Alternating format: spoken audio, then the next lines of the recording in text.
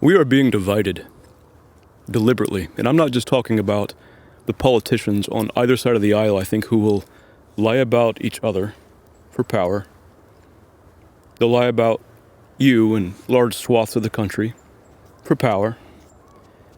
I'm not talking about just the media, because they're complicit in this.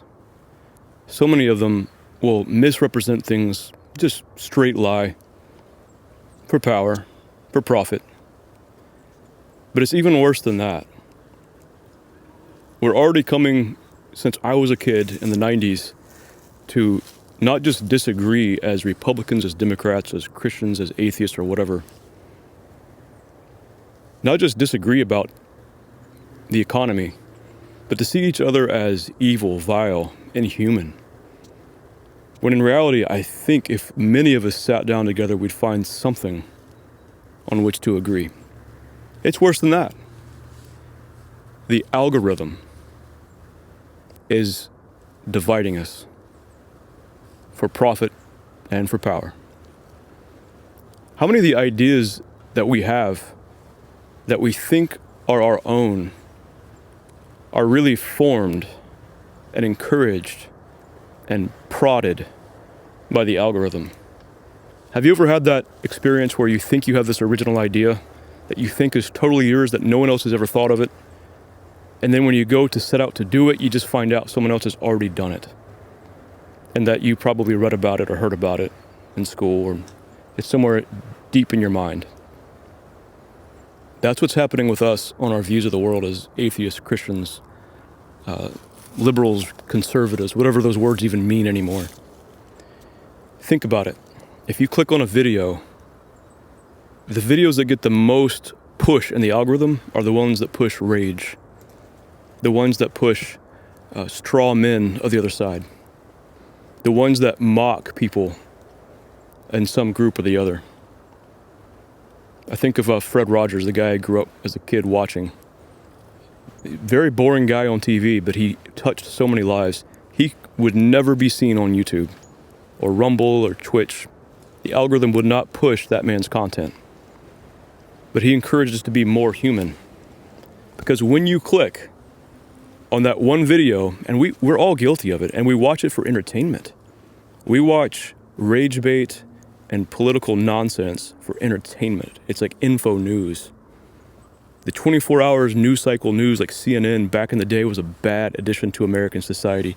It's much worse now, because we'll be at work or trying to relax or reading a book or playing a game, and we'll have nonstop ideological propaganda in which these podcasters are spinning hate and rage and talking too long for a living so they can keep up in the algorithm. But if you click on that, what does the algorithm do? It's going to send you more videos like that. It's going to send you, if you click on a rageful left-wing video, the algorithm thinks, and you engage with it, hey, this guy's content is good.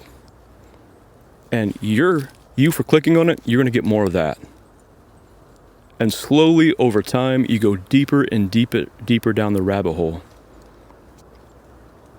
And finally, your entire picture of the world, of politics, of the cultural landscape is formed by a freaking algorithm that doesn't care about you, and it's for the profit of social media companies. It's not hard to make it on social media if you consistently find a narrow niche, whether it's politics, religion, woodworking, or whatever, and especially if you continue to, in an entertaining way, degrade the people on the other side of that issue. Whether you're a Protestant or a Catholic or an atheist, and you strawman what they believe, and you just keep hammering that, you give confirmation bias to the people who agree with you. And eventually we're all blind, especially if you have clickbait titles that rage already. Oh, I can't wait to see this guy make fun of them. We're dehumanizing ourselves. We're being divided based on race, class, gender, everything else. I think this is demonic.